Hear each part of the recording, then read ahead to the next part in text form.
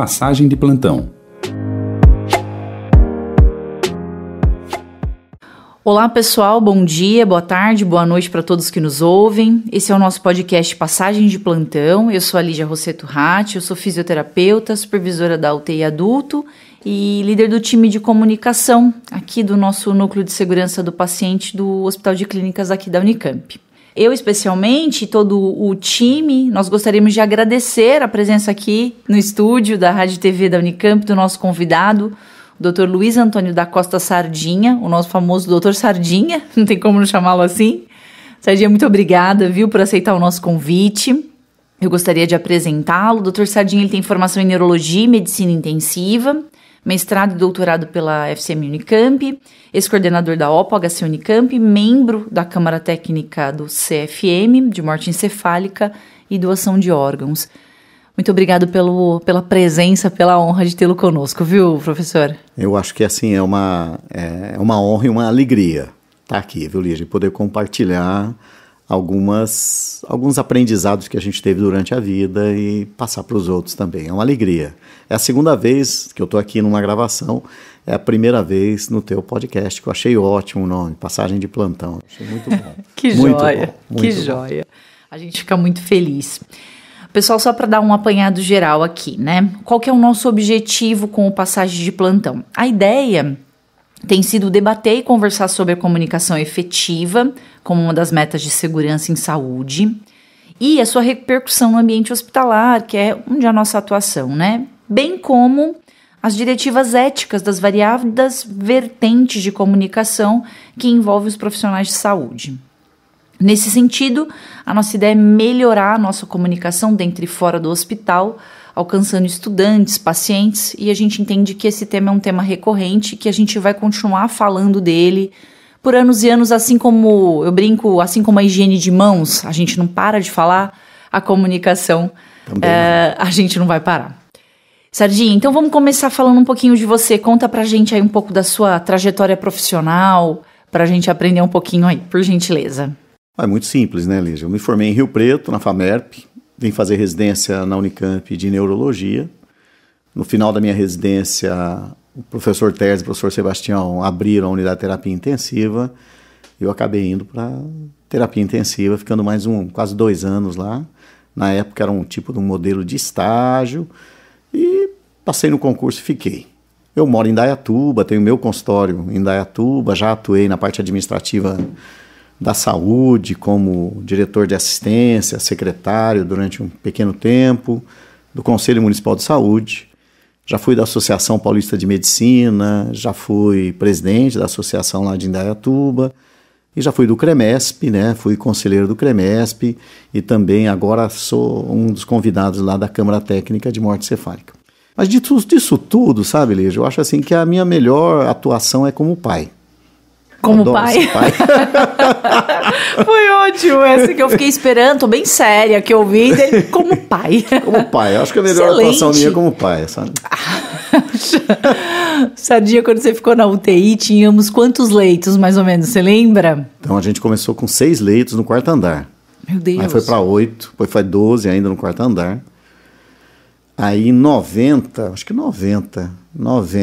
em fevereiro de 90, saiu minha contratação e nós fomos para o 2º andar, onde hoje está a UTI. Aí na época lá fomos para 12 leitos, né? 12 leitos mais a unidade coronariana, iam para 16 leitos ali. 63 hoje.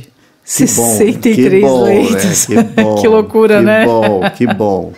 Cuidados, né? Cuidados. Nossa. Intensivos mesmo. Bom, mas com toda essa bagagem, acho que a gente queria que você pudesse, professor, compartilhar com a gente, né, e partindo aí do básico para o avançado. Hoje a gente tem muito essa coisa de lista, quais são os seus 5 desejos, os 5 passos, né? A gente tem isso como uma maneira, acho que talvez até de resumir, de simplificar. Eu não sei se é possível. Que você listaria como 5 fatores primordiais na comunicação médico, paciente e equipe multi.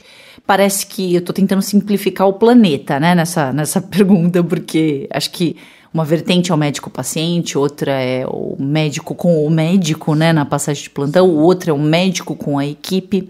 Mas você conseguiria fazer um apanhado geral do que a gente consegue trazer aí de experiência, da sua experiência para a comunicação? Olha, eu acho assim, a gente começou com a oralidade, né? Contando um para o outro o que aconteceu, como aconteceu. A gente passou para a letra, né? E da letra veio para aquele monte de coisa que a gente tem. Mas tem um fator fundamental que, se você for imaginar, e aí assim, a gente pode ter até uma história de ancestralidade mesmo, né? A oralidade tinha duas situações. Alguém falava e alguém escutava. Então, se fosse chegar para mim e falar assim, o que você acha que é o mais importante, assim, que você considera uma pedra fundamental na relação? É escutar. Certo. A gente faz muito curso de oralidade, né? O Rubem Alves que falava isso, né? Que ele falava assim, tem muita gente fazendo curso de oratória, a gente precisa ter curso de escutatória. Então, eu acho que a primeira situação assim, fala assim, o que você acha assim, que seria importante? Escutar. Aprender a escutar. Porque para você escutar, você vai tirar um segundo ponto que eu acho que é importante. É um tempo da tua vida para escutar o outro. Parar e escutar. Terceiro ponto que eu acho que é fundamental, além de escutar o tempo, é você se livrar dos seus preconceitos. Escutar alguém livre de qualquer preconceito. E aí a gente entra assim, quando eu te escuto, quando eu tenho tempo, eu não te julgo. Eu estou despido. Eu me dispo dos meus conceitos, dos meus julgamentos, para te escutar, para ter tempo e para te ver como você é. E aí, na hora que eu escuto, tenho tempo, escuto sem nenhum julgamento nem preconceito, eu me ponho no teu lugar. Eu sou capaz de me despir para ser um pouco de você. Uhum. Não quero ser muito. Eu acho que é simples, né? Agora, a moda agora é falar de empatia, né? Não, porque você tem que ser empático, você tem que mudar a tua vida para ser empático. É assim, eu só vou conseguir ser empático se eu te escutar, se eu não te julgar, né? Se eu ter tempo para você, se eu te dar o tempo que você precisa, né? É o tempo que, olha só, né? É o tempo que você precisa. Curioso, né? Você estava falando há 2 minutos, né? Todo hoje tem que ser muito rápido. É o que a gente estava falando nos bastidores, né? Que você está falando de tempo, exato. Mas para eu ter qualquer tipo de comunicação, eu tenho que te escutar. A gente tem filho, a gente tem filha, o que a gente tem que fazer? A gente tem que escutar. Escutar. É só isso que eles querem. Sim. Né? Assim, desliga tudo, mãe, e me escuta. Desliga tudo, pai, e me escuta. Me escuta assim, que eu estou tenso porque vai ter uma prova, que eu estou angustiado por causa disso, que eu tenho meus medos, né? Uhum. Ainda mais em saúde, eu vejo o terceiro ponto aí, que eu já falei, 4 pontos. Escutar, o tempo, não julgar, me pôr no teu lugar do outro. Eu acho que o último ponto é a fragilidade do outro. Uhum. Na saúde, né, é a total fragilidade, Lígia. Sim. Né, eu estou frágil. Tem uma frase minha que eu fui acrescentando nessa vida que é assim: o advogado te fala o que você quer ouvir. O médico, a saúde te fala aquilo que você não quer ouvir. E geralmente quando você vai no mecânico, ele fala o que ele quer ouvir, não o que você quer, nem o que o outro quer. Mas só para, assim, desses 4 pontos, eu acho que isso daí é muito denso, isso não é simples, exige um desenvolvimento de uma habilidade muito grande, muito grande. Por quê? Porque em todo momento hoje você é cobrado para dar resposta rápida. A pessoa te manda, vamos dizer assim, um WhatsApp, ele quer que você responda rapidamente, né? E aí você vira assim e fala, não, eu estava escutando, né? Antes de vir para cá, vou ser bem sincero, eu estava escutando os Beatles cantando Now and Then, sabe? Isso, é isso. Assim, estava lá, tal, tinha tido algumas atividades administrativas mesmo, né? E de assistência, e estava lá. Então, eu acho assim, escuta, tempo, não julgamento em nada, em nenhum momento. Vê como é que o outro está. Eu dou uma aula para os residentes que eu viro assim, vocês já perguntaram para os seus pacientes que entram aqui no hospital, quanto tempo eles demoram para chegar da casa deles até aqui? Nossa, quando eu me faço essa pergunta, quando eu tô chegando no HC e vejo que o ônibus tá parado, eu sempre penso, uau, eles saíram bem antes. Muito. Pro ônibus estar estacionado aqui pra cima já. Você imagina que hora que ele saiu. Certo, a hora que eles já estão lá dentro esperando, a hora que saiu de casa, né? Esse todo, a gente passa batido, né? Eu tive uma experiência dessa quando eu estava na secretaria em Indaiatuba. E nós tínhamos um ônibus naquela época que até hoje tem um ônibus da cidade. Que eu sou de Indaiatuba, né? Eu sei. Então, numa das conversas sobre horas, sobre saída, aqueles negócios todos, e eu estava conversando com um motorista na época. Falou, doutor, eu tenho 30 pacientes para pegar. Eu vou, é praticamente casa em casa. Saindo lá do bairro, lá da Morada do Sol, para vir para pegar aqui a pista. Então, se ver no outro, né, é que é o diferencial nesse modelo que eu acho. Acho que essa pausa, né, a gente, quando você fala dos 5 pontos, o que vem à minha cabeça, eu não sei se você concorda, Sardinha, é que a gente precisa treinar isso. Sim, é uma habilidade que a gente tem que desenvolvê-la. Porque as outras, eu acho que elas vão sendo embutidas. Então, eu vou pegar o plantão, eu já sei que é o Dr. Sardinha. Ah, não, eu não quero pegar o... Então, assim, eu já parto de uma premissa, às vezes... Já julguei. Ou então alguém me falou, ó, se prepara, porque ele tá nervoso hoje, certo? Sim. O ambiente hospitalar, ele é assim, eu digo com a equipe, às vezes você viu quem tá de plantão com você e aquele paciente. Então, tem horas que você já vai preparado... armado, né? Você vai armado. Isso mesmo, Lígia. E aí você vem e me chama, às vezes, de um jeito, né? Lígia, vem aqui um pouquinho. Ah, não, eu não acredito que agora no começo. Então, eu acho que é um treinamento contínuo e diário, porque eu acho que as pessoas falam, lá vem eles com aquele papinho do que eu tenho que ouvir, eu tenho que isso... Não, eu acho que a gente precisa melhorar, porque senão realmente nós vamos ficar todos os dias sendo levados numa enxurrada de informações rápidas, curtas, mas ninguém consegue olhar no olho, porque não tem paciência. Você quer pegar o celular e passar o dedo e rapidinho. E acelerar. Então, acho que é muito... Eu acho que voltar e pensar, não sei se você concorda, treinar isso. Eu preciso treinar isso. E na comunicação, acho que é essencial. Pera lá, volta.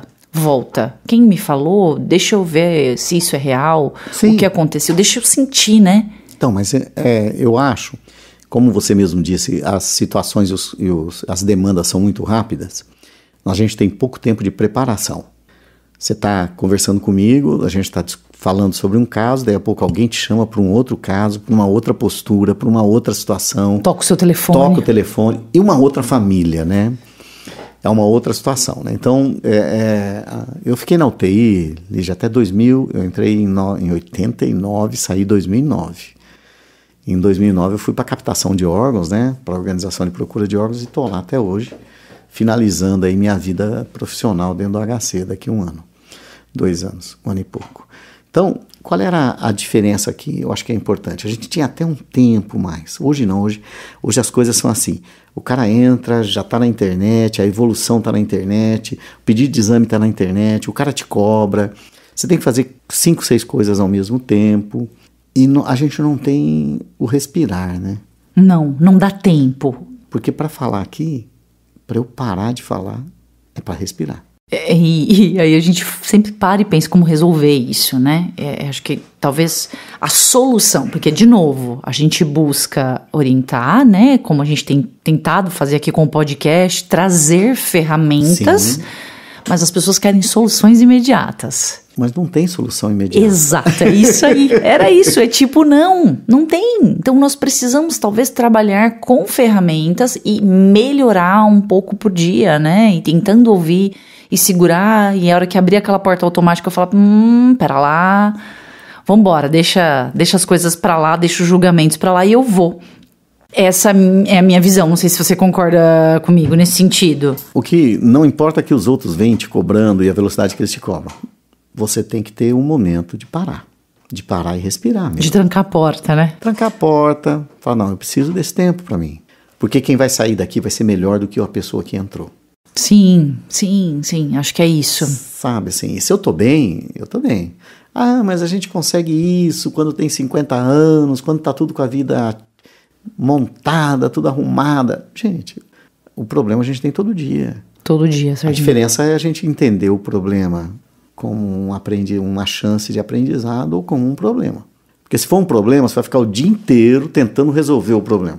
Se for como um momento em que eu tenho que aprender como lidar com essa família, eu tenho que aprender como lidar comigo frente a essa família, né? Eu preciso aprender isso aí. Aí é a habilidade, é você desenvolver a habilidade.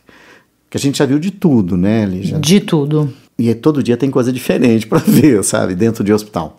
Então eu lembro uma vez, se você não se importar... Imagine. Nos tempos muito antigos, quando logo que a gente mudou para o segundo andar, abriram os 16 leitos da UTI, e tinha uma mãe que a gente atendia um paciente de fora, e tinha uma mãe que eram umas 10h30, 11 horas, ela ligava para saber notícia do filho. No posto. No posto. E a enfermagem conversava, não posso dar informações por telefone, não posso.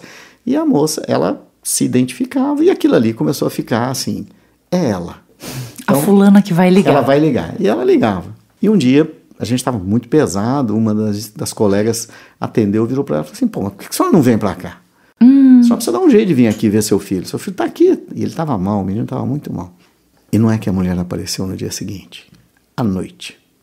E estávamos silêncio na plateia. Eu e o professor Sebastião, não, ela está aí, não, deixa ela entrar. E aí entra um outro problema, né? Porque você tem os critérios rígidos do hospital, né? De que não, 10, 11 horas, 10 horas, né? Assim. Aí ela entrou, emocionante, tal. Na saída ela virou e falou assim, eu queria falar com a moça que falou comigo ontem que eu não venho. Do telefone. E a enfermeira estava lá, muito caridosa, era uma pessoa muito querida. Ela falou assim, não, fui eu, a senhora me desculpa. Ela falou, não, sabe o que é? Eu tenho mais 3. É isso. E se eu não trabalhar, eles não vão ter comida amanhã. Então hoje eu encontrei um vizinho para me trazer até aqui. Tá entendendo? Que eu não tenho dinheiro para pagar a gasolina dele. É isso. Então é isso, né? É o outro, né? Assim, é muito difícil para o ser humano trabalhar com o outro. O outro é alguém que pode ocupar meu espaço. O outro é alguém que vai me tirar as minhas benfeitorias. O outro é alguém que vai me tirar os meus privilégios. Eu já tô com 10 pacientes aqui. Meu mais Deus, mais um problema. Mais um problema. Olha só. Né? Assim, eu acho que é por aí. Eu acho que comunicação e a responsabilidade. A gente tem que ter muita responsabilidade no que a gente fala. Com certeza. Muita. Eu falo que tem situações que a gente não se dá conta, né? E acho que pensar nesse todo, a gente faz uma campanha anual de doação de chinelos, né?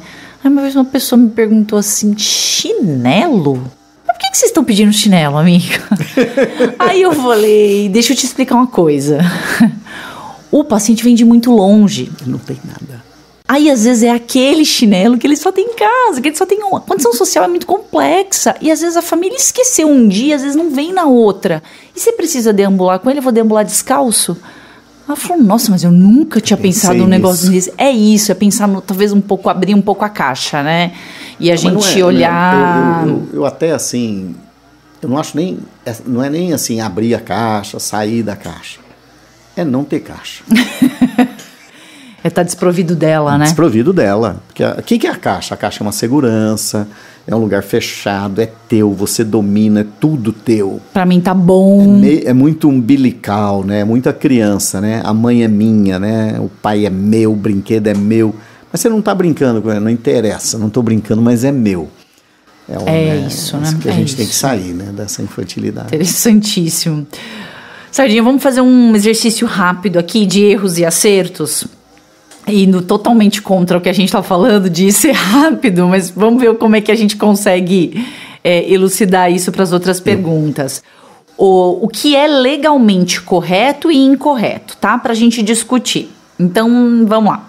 O médico pode ligar para os familiares e dar informações do caso pelo telefone? Pode ou não pode? Então, tem duas situações aí, né?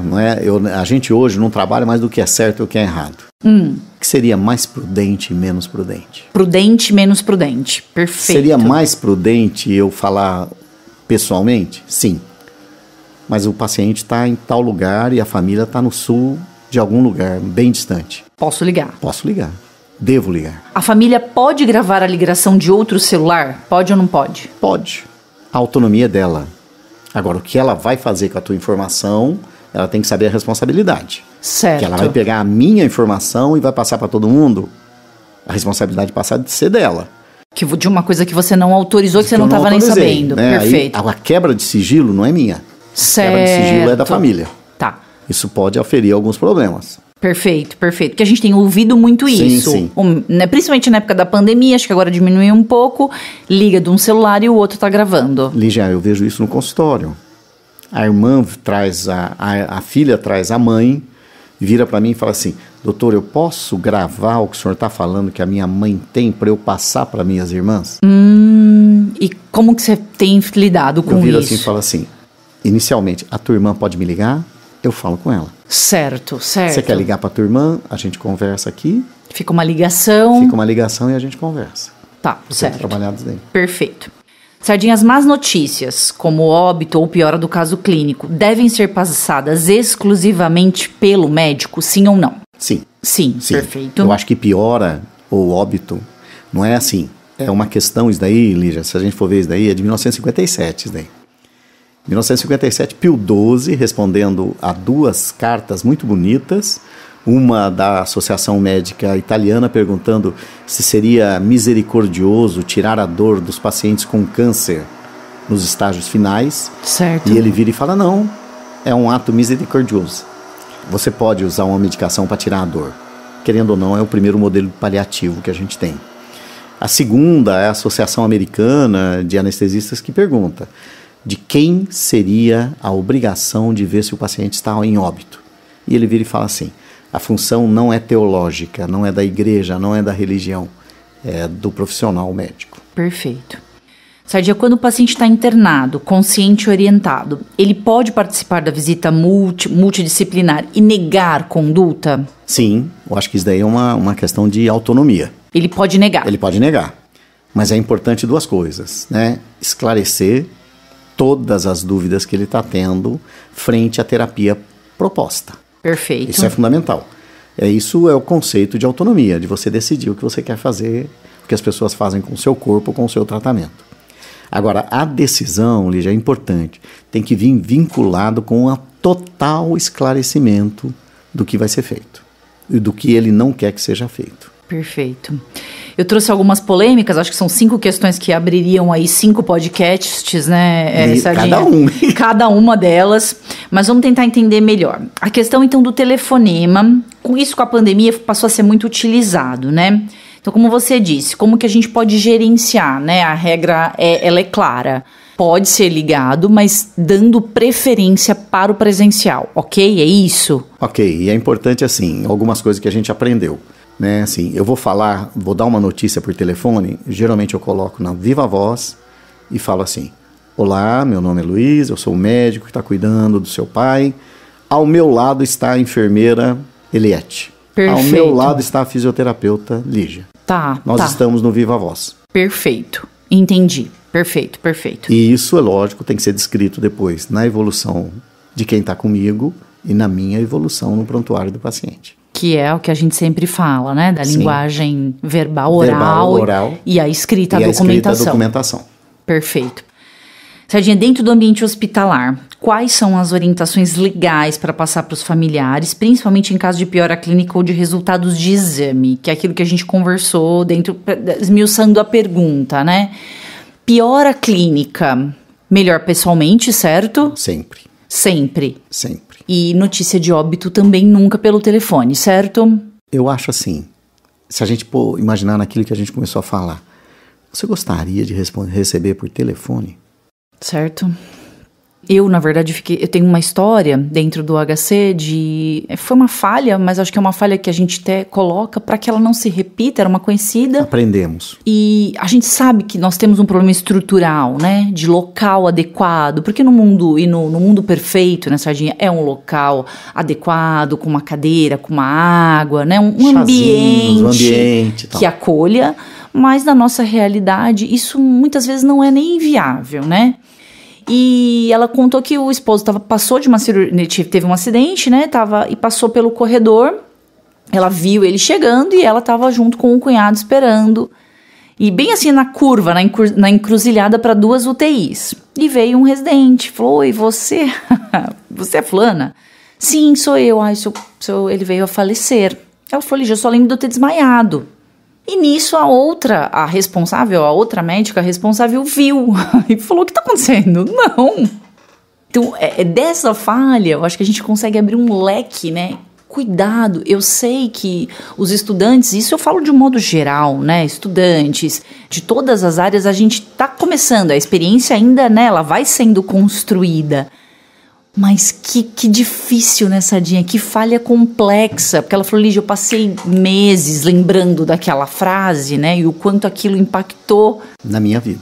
Imagine, então, né? Assim, o que a gente aprende, no que a gente atua, é assim... Ao invés de falar, de você escutar. A senhora é a esposa dele? Confirma pra mim. Confirma pra mim. O que a senhora sabe da história dele? Aí muda. Que aí você vai escutar dela Exato. O que ela tem de informação. Isso é importante para você saber assim, que as informações foram passadas erradas, que você pode esclarecer as dúvidas que ela tem, que você tem a grande chance de ajudá-la a diminuir a dor que ela está passando. Porque uma coisa que eu, principalmente nas más notícias, que eu trabalho isso daí bastante, no processo de diagnóstico de morte, doação de órgãos, e graças a Deus eu acho que eu sou assim, razoavelmente bem preparado, mas aprendo todo dia com isso, é assim, quando eu pergunto o que vocês sabem sobre o seu pai, o que eles sabem são... Aí, assim, eviscera a má informação. Entendi. Aparece. Você fala, ixi. Né, assim, e aí você vê, assim, que não é muitas vezes até pela não habilidade do colega ou da físio, nada disso. Não. É que a pessoa todos nós temos dificuldade de ouvir uma má notícia. Eu não quero ouvir uma má notícia, Lígia. Não. Não quero. Ninguém quer, sabe assim? Assim? Eu sempre falo assim, que um exemplo que eu dou nas minhas aulas de más notícias, eu falo assim, ó, vocês já foram no shopping e puseram o carro no K6. Aí você vai lá, fica 2 horas comprando, porque o shopping é um lugar fechado, em ambiente em que você está ali para não pensar, e você acha que o tempo não passa, de repente já passou 3 horas, você volta e você fala, era no J6. E vai lá no J6, procura, vai pro L6, não é no L6. Você entra em verdadeiro pânico, porque você perdeu um bem material. Imagina alguém chegar, você está lá no shopping, alguém vira e fala assim, ó, olha, você é fulano? Sim. Você que é pai da Iliá? Sou. Olha, ela sofreu um acidente aqui em São Paulo. Quem quer? Deus meu. Né? Deus meu, quem é? É isso.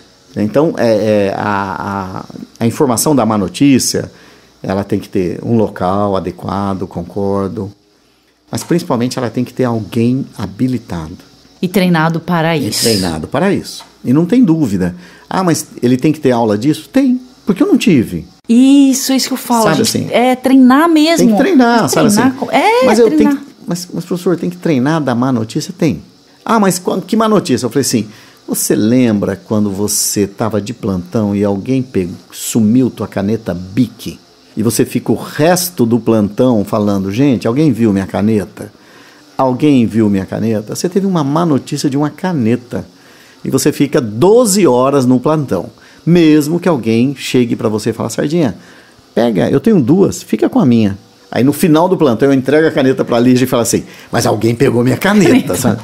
Então, o nível de possessividade, de boas notícias que a gente quer, não é a realidade da vida.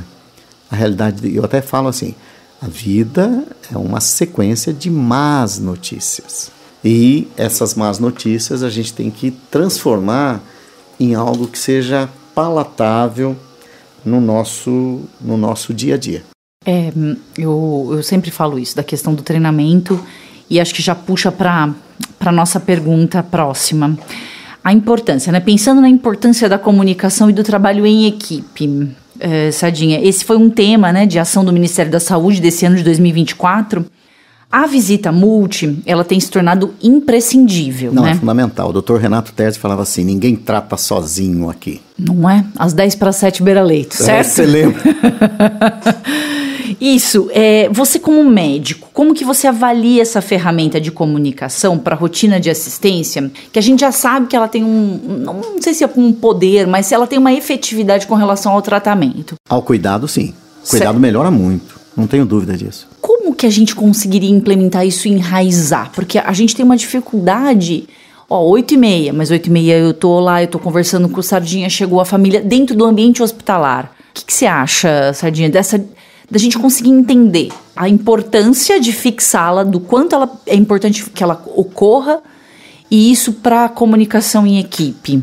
Isso é imprescindível, Lígia. Ninguém cuida sozinho. Isso a gente já aprendeu, tá? Assim. Mas a gente tem uma coisa que vem antes até disso, do disciplinar, se você me der um minuto. Os modelos de regras hospitalares nossas são excludentes. Elas não são inclusivas, são excludentes. Em que sentido? O paciente tem visita 2 vezes ao dia, das 9 às 9h15, das 16 às 16h30, uma pessoa de manhã, uma pessoa à tarde. 2 pessoas não podem ao mesmo tempo. Aí no dia que você vai dizer que ele morreu, você vira assim para a portaria e fala, ó, pode entrar todo mundo. Um pouco contraditório, né? E aí uma vez, né, aqui dentro do hospital, uma mãe virou para mim e falou assim, doutor, a notícia que o senhor deve dar deve ser muito boa, porque a portaria pediu para entrar todo mundo hoje. Então, assim, esse é um lado. A outra coisa que a gente não pode perder é que eu tenho multidisciplinaridade, mas a pessoa é uma só. Não pode perder isso daí. A fisioterapia é só fisioterapia, tá certo? A fono é só fono, o médico é só médico, a enfermeira é só enfermeira. Então começa assim, não, isso quem faz é a físio, isso quem fala é a fono, isso quem conversa é a assistente social. Não, gente, é uma pessoa só, ela não é segmentada. Sim. Tá certo? Os cuidados podem ser e devem ser, às vezes, diferentes, né? Você tem uma visão diferente da minha, eu vou observar mais uma coisa, porque eu já confio em você, que você está cuidando da tua parte e tal. Mas a gente não pode perder o paciente como um todo, como um ser único e indivisível, né? Assim, isso é importante para a gente entender, porque senão você fica assim, não, isso daí quem vai dar essa notícia é a físio, o negócio do pulmão, quem fala... Não é... É todo um conjunto, o conjunto, né? O cuidar é em conjunto, porque o ser é um só, né? Sim. Sabe? É um sim, só. Sim. E multidisciplinar para mim não tem jeito, né? Assim, você imagina, Lígia, em 1989, alguém colocar dentro da unidade de terapia intensiva visita com enfermeira. Naquela época. Revolucionário. Em 90, 91, ele colocar a físio junto. Sim. E a enfermeira virar assim e falar assim, eu não sei o que essas físio estão fazendo aqui, agora elas ficam mexendo no ventilador. Olha só, né? Não, sim, né? Daqui a pouco vai querer colher gaso. Não quero nada disso, pelo amor de Deus, não é isso que eu quero, né? Eu acho assim, que eu não posso trabalhar com você e não saber nada do que você faz. De jeito nenhum. De jeito nenhum. Então, a multidisciplinaridade a gente tem todo dia. Por exemplo, a gente só chegou aqui hoje, eu e você... Porque no café da manhã alguém fez o pão pra gente. Sim. Alguém esquentou. Porque alguém passou no supermercado e pegou o leite. Sabe? Sim. Então esse modelo de multidisciplinaridade na nossa vida é no todo dia que a gente faz. É assim, mas a gente o ser humano só evolui por cooperação. Exatamente, por multidisciplinaridade. Eu cheguei aqui porque alguém me indicou, porque você me indicou. Conversou, sim. Porque alguém pôs a placa, alguém falou que é o 901. Exato. Então, a multidisciplinaridade é no tudo que a gente faz. Você tem filhos, eu tenho, alguém está cuidando deles, eu estou aqui, aí depois eu passo, aí eu vou cuidar dos filhos dos outros, sabe? E vamos interagir. E vamos interagir, né? Assim. E eu acho que o ideal era a notícia ser dada por todo mundo. Certo, entendo. Sabe? Então, assim, mas, putz, Sardinha, você ia ter que ter... No mundo ideal. No mundo ideal, mas a gente não vive no ideal, mas eu posso virar assim e falar assim, a visita nunca pode ser única, eu acho que a conversa com a família tem que ser, um médico mais um físio mais a fono mais a enfermagem. Outras visões Outras também, visões né? Com também, certeza. sabe? O ideal era todo mundo sentar e falar assim, dona Lígia, a gente veio falar sobre o seu pai. Sim. Essa é a físio, Lígia, essa é a enfermagem, Estela, e eu sou o médico que estou hoje aqui. Meu nome é Luiz, nós vamos conversar sobre o seu Gilberto. Perfeito, né? Se a gente seria fica tudo assim, amarrado, né? Sim. Você pode ter certeza que a gente vai chegar e a gente falar, não, agora tá perfeito, Sardinhas. Daqui 6 meses alguém vai virar e falar, ficaria melhor ser mente. Com certeza. Mas eu acho que é isso. E quando eu falo da visita multi, eu falo que a visita multi ela é a grande chance de você não perder informações. Sim. Então, assim, doutor Sardinha, olha, esse paciente já tem condições, ele tem escalas funcionais que permitem ele deambular. Tudo bem, enfermagem? Tudo bem, não, Lígia. Eu conheci esse paciente, a família falou que ele tinha um déficit de equilíbrio, ele tem um comportamento super complicado, cuidado quando você for... Então, assim, a gente tem a chance de arrematar informações que eu não sei, não tem... Isso é muito difícil, então você tem que ler todo o prontuário todo dia de manhã, Lígia. Impossível. Impossível, não dá. Então eu falo, esse arremate de informações para o plantão, para os planos e metas das 24 horas, ele é essencial para o cuidado, né? Então eu falo que às vezes tem muitas pessoas que resistem, mas infelizmente não dá para resistir, não. Não dá mais para resistir, sabe assim? Quando eu comecei a falar sobre diagnóstico de morte, eu tinha uma aula que começava assim. Você virou e falou assim, passagem de plantão. Uhum. A minha aula começava assim, tem um morto no plantão. Tá. Como é que impactava o plantão quando você passava e falava assim, ó, 208... Faleceu. Faleceu. Mas tá com sinais de morte encefálica. Cuida, não cuida, faz físio, não faz, dá nutrição, não dá. Já chamou a família. Já conversou. Então, a passagem de plantão, né, assim... É fundamental, é o cuidado, e ela é multidisciplinaridade. Sim. Eu hoje vejo que o cuidado se fundamenta na multidisciplinaridade. Se você chegar para mim aqui, e assim, viu, Lígia, assim, a gente eu trabalho na OPO já há mais de 10 anos, eu conheço praticamente, nós temos 56 hospitais que fazem notificação e doação. Certo. Eu fui em todos, Lígia. Eu conheço todos. Conhece tudo da região? Todos. Da região não, né? Eu vou até Cruzeiro já fui dar aula em Lorena. Meu Deus. Na divisa com o Rio de Janeiro, né? E já fui também dar aula em como é que chama? Mococa, divisa com o Ribeirão lá, sabe? Sim. Então, assim, os ambientes são muito diferentes. Uhum. Então, você tem que ter essa fala que você está me proporcionando hoje, ela se assemelha para qualquer local? Sim. Ela não precisa mais nada, não precisa de grandes estruturas. Sim, ela precisa de bons relacionamentos. Sim, não é o hospital universitário... que tem que ter isso. De jeito nenhum. Né? Mas a Santa Casa de Nazaré das Farinhas pode ter isso? Pode. Pode. É isso que eu acho. Pode e deve, né?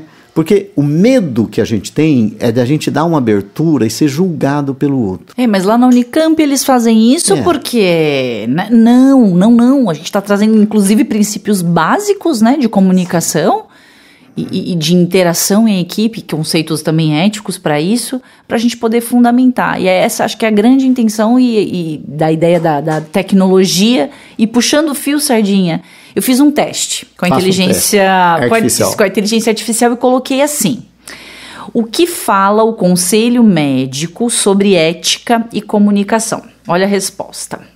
Quanto à comunicação, o Conselho destaca que uma comunicação clara e empática é fundamental para estabelecer uma relação de confiança entre médicos e pacientes.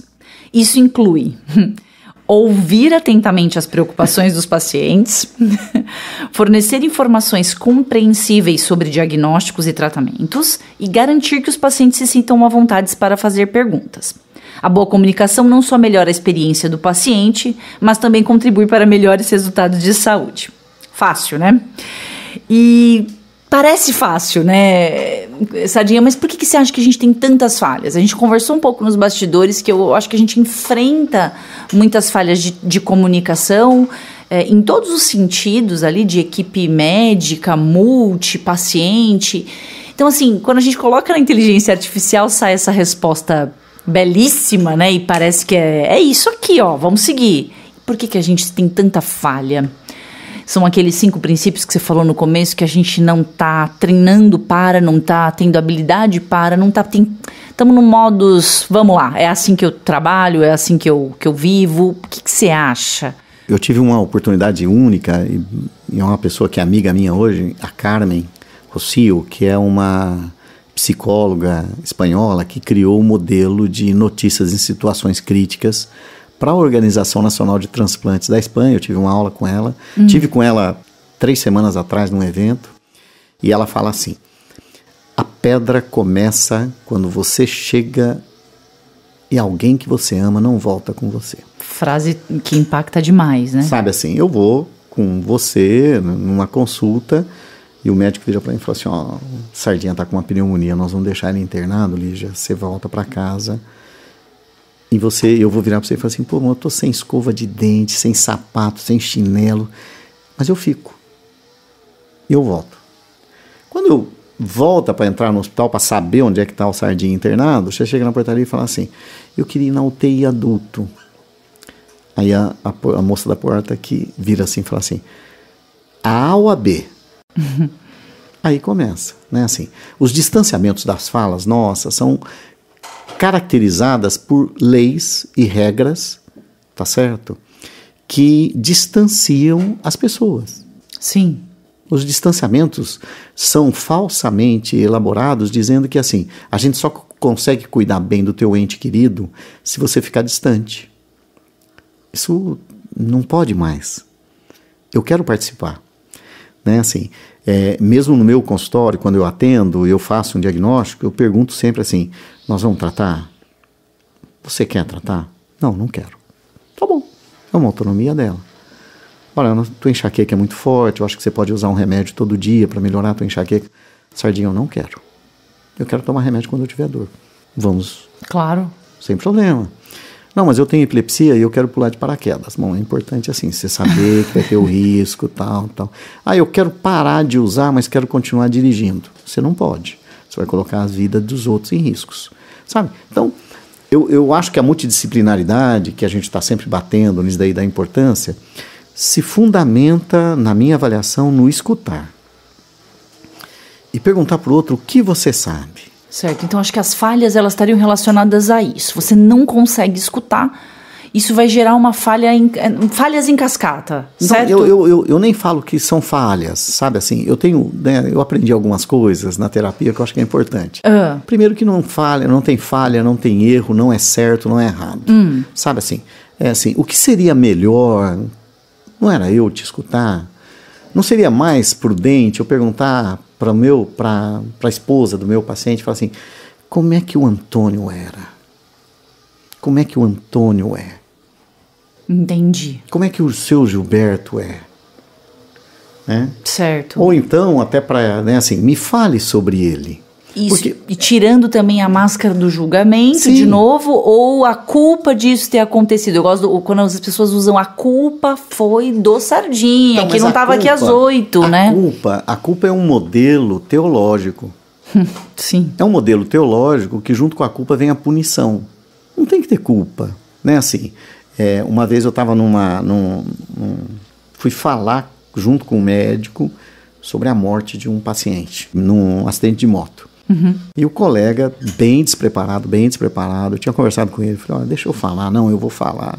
Ele começou assim, bom, nós atendemos ele porque ele estava andando de moto sem capacete, né? Ai. Assim, então aí eu já criei a culpa e a punição. Certo, sofreu o acidente. Então, assim, eu acho que os erros não são erros, são equívocos, a culpa não existe, porque quando eu crio culpa, eu crio uma regra de punição e justiça, e aí eu começo a fazer justiciamento, que é diferente de justiça. O justiceiro é aquele que, assim, eu acho que esse cara tem que ser comprometido de alguma vez. Espera aí, as pessoas todas, né, merecem uma segunda, terceira, sim, quarta, 20ª chance, né? Porque são modelos, né, que são teológicos e eles se embasam na culpa. E a culpa tem que ter a punição. E não é isso, né? Você acha que eu não tenho dia de mau humor, Lígia? Com certeza. Você acha que de vez em quando eu pego a Dom Pedro vindo da Unicamp, de Indaiatuba de manhã, a gente não perde o humor com aqueles 2.000 caras? Você fala assim, meu Deus, que hora que eu vou chegar na Unicamp hoje? Com certeza, sabe? Com certeza. Todo mundo tem, todo né? Mundo. Assim, e é assim, mas então você tem uma vida perfeita? Não, porque eu não quero ter vida perfeita.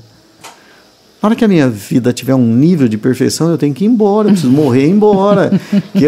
Ficar aqui é todo dia ter problema para resolver, sabe? É o café da manhã, eu acordo. É ticar, né? Ticar, checklist, sabe assim? É ticar. Mas o cara que tem outra vida é melhor. Não, a vida dele também tem problemas. Sim, sempre tem. Sim. Sabe? Então, eu acho assim, eu embaso as minhas relações na escuta. Perfeito. Eu acho que esse podcast ele vai bem além, né, Sardinha? Porque eu acho que é isso, né? Quando a gente fala de comunicação, a comunicação é a base e a gente também... Talvez ela seja a raiz, né, de uma árvore que... É tudo. É tudo, né? Então, assim, ela envolve, ela embasa. É isso que você falou. Por isso que eu falo que às vezes a gente parece que vai para uma conversa que flui...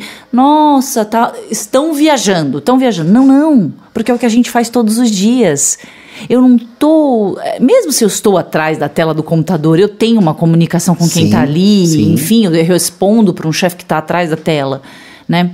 Então, eu acho que agora, quando a gente envolve, né, paciente, familiar, notícias, equipe multi, cuidados específicos e críticos, ambiente, né, desfavorável em algumas situações, acho que tudo isso a gente precisa voltar e falar, pera lá, dá 10, 15 passos para trás para a gente entender onde a gente pode melhorar, que acho que isso você enfatizou muito bem, né? Sabe por que eu acho assim? Quando eu escuto, eu estou fundamentalmente mostrando para você assim, ó, você tem um espaço dentro de mim.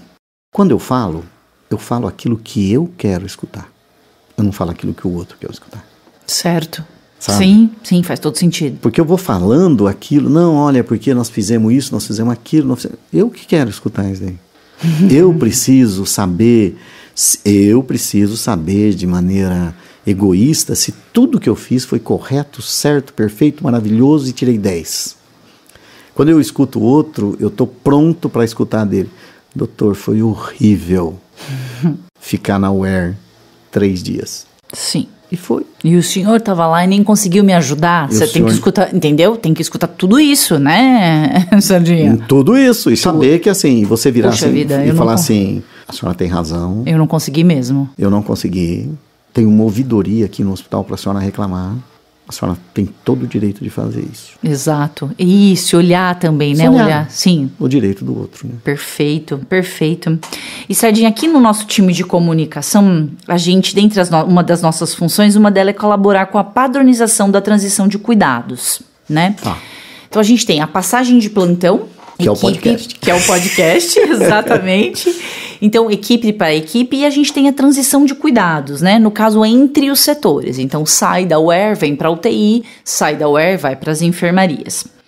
E a gente tem algumas padronizações que nós estamos implementando para que isso se torne institucional, né? Então, para que se vem um médico de outro setor ou de outra cidade... Saiba como é que é. Ó, aqui no HC, esse é o protocolo de transição. Se você está mandando o seu paciente da UER para a UTI, você tem que seguir essa norma.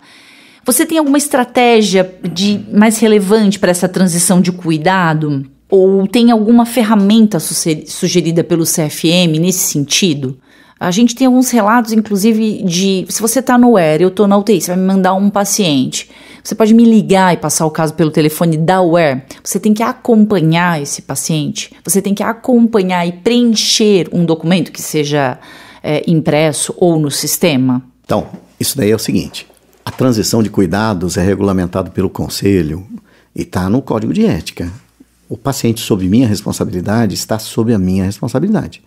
Só vai parar de estar da minha responsabilidade quando eu passar para o outro. E a passagem para o outro é pessoal. É pessoal. É pessoal. Porque você fala assim, mas Sardinha, são 50 metros para ele me entregar um paciente. Em 50 metros o paciente pode cair da maca, pode parar. Certo. Sabe? A bomba de infusão pode desconectar, pode perder o acesso. Pode ter uma crise convulsiva. Perfeito. Pode ter algum momento de instabilidade. Então, o protocolo de cuidado, ele é individualizado, porque cada paciente é um e tem o seu cuidado, e ele tem que ser feito presencialmente. E descrito no prontuário, 16h30, passa o caso para a fisioterapeuta Lígia, o médico Dene, enfermeira Estela, vírgula. Oriento sobre os cuidados e últimos exames solicitados. Perfeito. Então é amparado nessas duas bases. Nessas bases. Presencial. E acho, assim, belíssimo ter um protocolo de passagem de cuidados. Porque é assim, e tem que ter um checklist mesmo, sabe assim, o último horário de antibiótico terapia, mas eu não sei, mas a enfermeira que está do teu lado sabe, ela escreveu, você leu, você tem que estar sabendo. Então, a passagem, o cuidado médico é baseado nisso aí. O médico, quando tem o paciente sob sua responsabilidade, é sob a sua responsabilidade, e ela só finda quando o outro assume os cuidados. Perfeito. Então, em termos éticos, é isso. É isso que tem que acontecer. Tá. Mas o R8 não tá, mas tem o R3. O R3 vai, o R2 vai, o R1 vai. Mas se ele sair, vai ficar só com um aqui. Vai e fica com um aqui. Tá. Porque eu acho que a gente, enquanto instituição, às vezes a gente acha... É muito protocolo. Eu Sim. também acho. Tem muito protocolo. Tem protocolo que a gente desconhece, tem que abrir protocolo, tem que fechar protocolo. Mas quando a gente começa a trabalhar com padrões, isso é demorado, eu entendo. Sim. Lígia, pessoalmente, demorei para entender que isso no HC é um processo que vai sendo instaurado lentamente e que nós vamos fazendo treinamentos.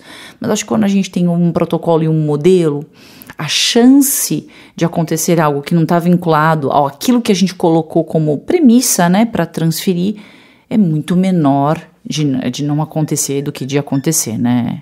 Isso é segurança do paciente, certo. Que revela a transparência dos cuidados que eu tenho. Isso é modelo de governança em que você está sujeito a ser verificado em qualquer momento. Uhum. Você pode ser checado como é que você faz esse modelo. Uhum. Você tem isso descrito e tem isso checado. Exato. Isso é segurança do paciente, segurança para a instituição. É um modelo de risco, né? Sim, porque eu posso checar a bateria do respirador e virou a esquina... ela acabar, sabe? Então, assim, é modelo de risco, é modelo de segurança e é modelo de governança, de boa governança. Certo. Que se fundamenta no quê? Na transparência. Não, mas meu filho veio para cá, ele teve um problema na passagem de chegar no... Não, ele veio, ele teve um problema, mas ele estava com um médico, com a enfermeira, com a fisioterapeuta, foi checado, foi feito isso, ele tinha acesso venoso, ele teve uma crise convulsiva, já tinha diazepam para ele. Pronto, a gente amarra. Se amarra o cuidado. Perfeitamente. Cuidado. Olha, em nenhum momento ele ficou descoberto. Quando a gente cria os protocolos, né, a primeira coisa que vem para nós, o ser humano adora não ter que fazer muitas coisas. Né? O modelo nosso é um modelo de ficar parado, só mudando o canal e comendo e bebendo e alguém nos dando isso daí. Quando a gente tem que se submeter a avaliações, o ser humano é contra. Por quê? Porque ele acha que o modelo de avaliação vem com culpa e vem com punição. E com mais uma coisa para eu ter que fazer. Isso, mas assim, quanto mais eu faço, mais fácil você ser punido, Sardinha? Não. Quanto mais você fizer, menos você vai ser punido. Porque você vai fazer as coisas certas. Você se cerca de qualidade. É verdade. Sardinha, a OPA Unicamp ela é responsável por dar cobertura a 124 cidades da região. Se você concorda com essa informação. Sim. Para notificação de potencial do doador e captação de órgãos. Você poderia destacar a importância da comunicação desse serviço aí, a sua experiência gigante nisso, para a gente embasar ainda um pouco mais esse nosso podcast? Agora é assim, são duas situações, né? A gente trabalha com um diagnóstico de morte. A pessoa está em Lorena e o médico, de repente, está atendendo uma paciente, está com a enfermagem junto, a físio junto, na maioria das vezes, e o paciente apresenta sinais clínicos de diagnóstico de morte. Então, a primeira situação que a gente trabalha é o diagnóstico.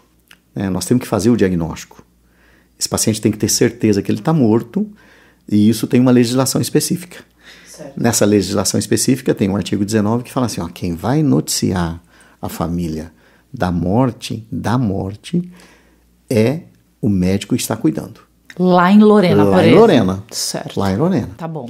Eu vou explicar para ele, falar assim, doutor, o senhor vai falar sobre a morte.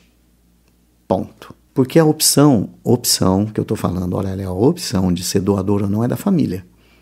Não é do médico, não é da enfermeira, não é da psicóloga. É a família que vai decidir se vai ser doador ou não. A comunicação é a grande dificuldade que a gente tem. Por quê? Porque nós temos um novo modelo de morrer, vamos dizer assim, tá? Por quê? Porque nós temos um modelo nosso, cristão, ele é cardiocêntrico. a gente morre quando o coração para. Certo. De repente nós temos, há 60 anos, um modelo de morte em que o coração está batendo. E isso cria uma situação de, primeiro, incredulidade. Eu não acredito, eu não creio que isso... O inconformismo, né? Com toda razão. Porque quando a gente morre, a gente não vai procurar se conformar. A gente vai procurar se confortar. A gente tem que ter um conforto naquilo que a gente perdeu. Então, para nós é fundamental, né? E a gente treina isso. A Valéria, a Paulinha, a Luciana, o Clênio, a Juliette, tá certo? Tem que saber falar com a família, tem que saber falar com o médico, saber falar com a enfermeira, porque nós não temos condições ideais certo. de mandar todo mundo, né? Tem um morto em Lorena, pega o carro, Lorena são 4 horas daqui. Mas funciona bem por ligação? Por ligação, a gente conversa, explica para o médico. Interessante. Médico, me fala o que a família está falando para você. A família falou que não acredita em diagnóstico de morte. Então, doutor, o senhor vai falar só sobre diagnóstico de morte. O senhor vai levar o documento, vai mostrar para eles todos os documentos. Vocês fazem um amparo mesmo, não, né? É obrigação nossa. Certo. Definido por lei mesmo. Certo. Que nós somos é mais que amparo, né? Suporte mesmo. Suporte é total. Total, né? Eu estou em dúvida se ele está morto. Não tenha dúvida. A morte não dá para ter dúvida. Ou ele está morto ou ele não está. Certo. Não, eu acho que ele está vivo. Pronto, acabou o processo. Vamos esperar, vamos reconversar, me passa o caso de novo, vamos discutir, repete. Vocês orientam também, repete. Não deu certo, a gente está em dúvida, repete esse negócio. Você não acha melhor conversar com a família amanhã? Você não acha, sabe, isso esses quadros, assim, apesar da distância, hoje a internet ajudou muito a gente, o WhatsApp ajuda muito, os vídeos ajudam bastante, né? Nós vamos fazer um teste de apneia, o cara está em dúvida se respirou ou não. Faz um vídeo, uma videochamada. Faz um vídeo chamada para mim, me conta o que você viu aí de diferente. Certo, né? Isso certo. Hoje, o suporte tecnológico, é importante isso daí, o suporte tecnológico me facilita a ver o que está acontecendo, não me dá o diagnóstico. Não substitui a fala. Não substitui. Isso. Tá. Não substitui. Né? Então, assim, isso é uma outra situação que a gente vê as campanhas, né? Fazer campanha para aumentar a doação de órgãos. Eu nunca vi campanha aumentar a doação, Lígia. Não, Sadinho? Não. O que aumenta a doação de órgãos é educação. É de novo a raiz que nós estamos falando da base da educação e da conversa. E da conversa. Entendo. Eu vou lá, por exemplo, a gente monitora muito bem isso daí, um Hospital X, esse ano teve 16 notificações, teve um doador, 15 negativas. A culpa não é da família. A gente vai lá e fala assim, por que você acha que ele não doou? Entendi. Aí o cara vira pra você e fala assim, ele não entendeu, ele ficou bravo, sabe? Aí ele brigou na portaria, nós também entregamos o corpo e falamos, vamos embora. Quer dizer, na pior situação a gente agiu talvez da pior maneira que possa ter. Então, a gente ajuda e dá uma assessoria total no diagnóstico e na conversa. Doutora, não fale de doação. Não, você vai falar que ele morreu. É que hora que eu vou falar com doação? Porque vai chegar um momento em que a família vai virar para você e falar assim, doutora Lígia, a gente já entendeu que ele morreu. E agora, o que a gente faz? É essa brecha ou esse espaço que você vai ter que... Não obrigatoriamente são essas palavras, de jeito nenhum, mas você vai, né? De repente, numa conversa, a família vira para você e fala assim, ele era muito bom. Opa, ele era. Ela entendeu que ele morreu. Certo. Sabe assim? E aí, porque a característica, eu acho que a lei está correta, a legislação brasileira é muito boa, a opção, o consentimento da doação é da família. Não é nosso. Entendi. Eu acho que tudo isso, acho que a gente consegue, inclusive estamos encaminhando para o final, Sardinha, mas acho que é arrematar, né? Toda essa notícia a notícia que a gente não quer dar dentro do hospital, né? Ninguém quer. Estamos falando desde 90 na UTI, esse é o cenário que a gente não quer vivenciar. Não quer. E existe um preparo para esse cenário também. É claro que a gente quer estar na visita multi, passando plantão, transicionando o cuidado, levando o paciente, trazendo todas as bases da comunicação, né? Para que esse paciente volte. Mas para a má notícia, para aquilo que a gente não quer viver dentro da UTI, do hospital, de todo o contexto, ambulatórios, a gente também precisa de preparo, né? Sim.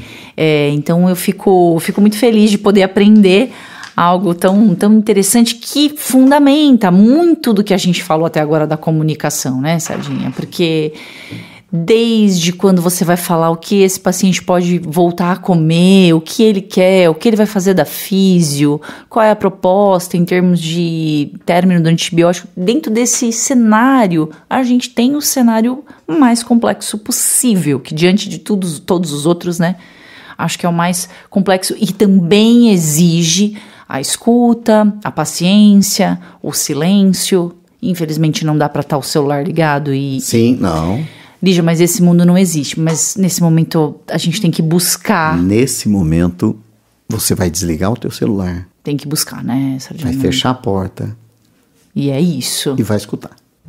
Perfeito. Uma vez eu escutei assim: eu acho o atendimento desse hospital uma coisa muito ruim. Um médico do meu lado queria voar no pescoço. Eu falei assim, pus a mão no... A senhora tem toda a razão. Se a senhora acha que foi mal cuidada, a senhora tem toda a razão de reclamar. Porque nós estamos aqui para melhorar.